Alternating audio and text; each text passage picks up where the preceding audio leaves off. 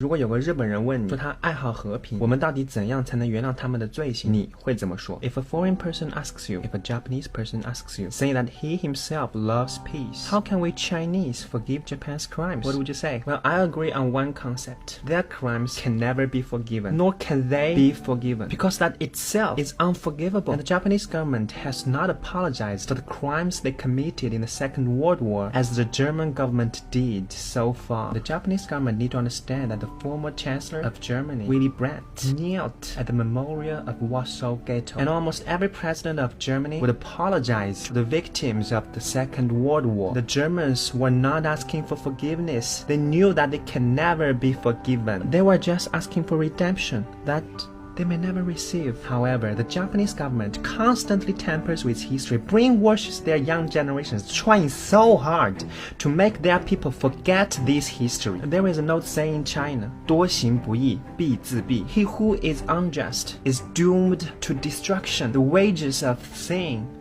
is death. Do you understand? Some people may also ask whether our juniors can represent our lost heroes and choose to forgive. Well, I just want to say, what's wrong with you? Who are you? Why do you think we have the qualification to represent the 35 million heroes that killed by the Japanese soldiers? Who are you? Although Li Xiuying, a survivor of Nanjing Massacre, told our young generations in an interview that 我们要记住历史，不要记住仇恨. We should remember the history, not the hatred. Although the Memorial Hall of Victims in Nanjing Massacre by Japanese invaders has the sentence of John Ray, forgivable but unforgettable. Although there are indeed many Japanese people who long for the peaceful life, who long for a peaceful world, I believe that people who watched these documentaries and movies like me would find it's too hard to reduce our anger, that we don't have any place to express our resentment, to express our anger, to express our feelings, because we could not kill any Japanese guy we meet, right? Just like they did in Nanjing Massacre. The best we can do is to treat them in a good manner, with a good attitude. So,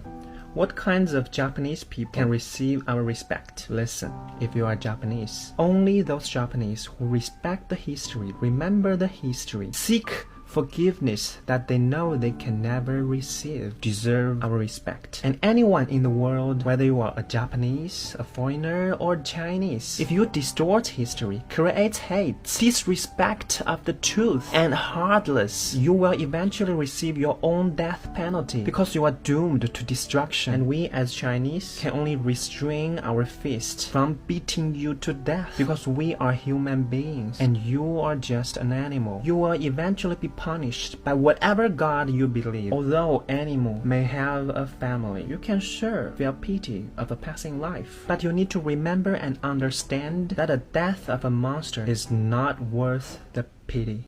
快手，拥抱每一种生活。